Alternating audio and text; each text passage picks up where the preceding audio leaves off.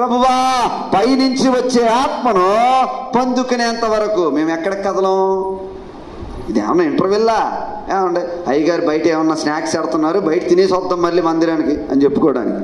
ఏమండి ఇంటర్వ్యూలు కాదు ఇది. ఒకవేళ నువ్వు ఇంటర్వ్యూలు తీసుకుంటే నీ ఇంటర్వ్యూ మధ్యలో ఆగిపోద్ది. గమనించుకో ప్రియులరా, నీ యొక్క కొనసాగింపు మధ్యలో ఆగిపోద్ది. దేవుని ఆలయంలోనికి వచ్చిన తర్వాత, దేవుని నివాసంలోనికి వచ్చిన తర్వాత, దేవుని పురములోనికి వచ్చిన తర్వాత బయటికి వెళ్ళటానికి నీకు హక్కు లేదు. పిల్లరా ఏం లేదంట. కొంతమంది బయటికి వెళ్తూ ఉంటారు, మరలా వస్తూ ఉంటారు, తిరుగుతూ ఉంటారు. తిరగటమే వారి పని, చూడటమే వారి పని, కిందకి నడవటమే వారి పని. పిల్లరా గమనించండి, దేవుని ఆత్మ సెలవిస్తుంది, పరిశుద్ధాత్ముడు చెప్పే మాట, మేడగదిలో వారు క్రిందకు చూడలేదు. ఎక్కడ చూడలేదంట? క్రిందకు చూసుకునే వాళ్ళు కాదండి, వాళ్ళ కిందకు చూసి అడుగు వేసేవాళ్ళు కాదు. ఈ 120 మంది దేవుని ఆత్మ కొరకు కనిపెడుతూ వారి స్వరములు, వారి చేతులు, వారి కనులు పైకి ఎత్తి దేవుడి కొరకు ప్రార్థించిన వారై ఉన్నారు.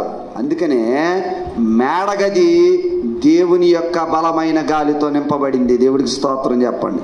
దేవదాసయ్య గారు అన్నారు, ఇది చదువుకుంటే రాదు, ఇది MBBS CH MTH చేస్తే రాదు, దేవునితో ఉంటేనే వస్తుంది. ప్రియులారా అన్నారు, అబ్బాయ్ ఈ గాలి ఎప్పుడు వీచే సాధారణమైన గాలి కాదబ్బాయ్, ఇది బలమైన గాలి అన్నారు. దేవుడి మహిమ కలుగును గాక. ఏ గాలిదే? పరిశుద్ధాత్ముని గాలి అన్నమాట. దేవుని ఆత్మ పొందుకునే గాలి, దేవునితో నింపబడే దేవుని ఆత్మ స్వభావమును తెలియపరిచే గాలి. అటువంటి బలమైన ఆత్మ గాలి మేడగదంతా నింపివేసింది అంట. చెప్పండి, చిన్న ఉదాహరణ అయ్యగారు చెప్పారు. చెట్టును కొడితే ఏమొచ్చిద్ది అమ్మా? ఇప్పుడేం చెట్టును కొట్టారా? ఒక కొడవలు తీసుకునో గొడ్డలు తీసుకునో చెట్టుని ఎప్పుడైనా నరికారా?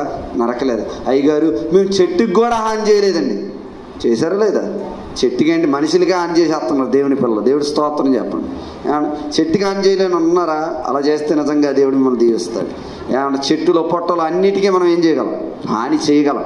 చెట్టును కొట్టగానే ఆ చెట్టు భాగంలో ఉన్న ఆ యొక్క చూడండి కొమ్మను కానీ లేదా ఆ మధ్యలో ఉన్న దృఢంగా ఉండే ఆ స్థితిని కానీ కొట్టినప్పుడు ఆ చెట్టు కొమ్మలో నుంచి చూడండి ఆ మొక్కను తీసినప్పుడు ఆ మొక్కలో నుంచి ఏమొస్తుంది? అయ్యో గాలి వస్తుందండి. ఏమొస్తుంది?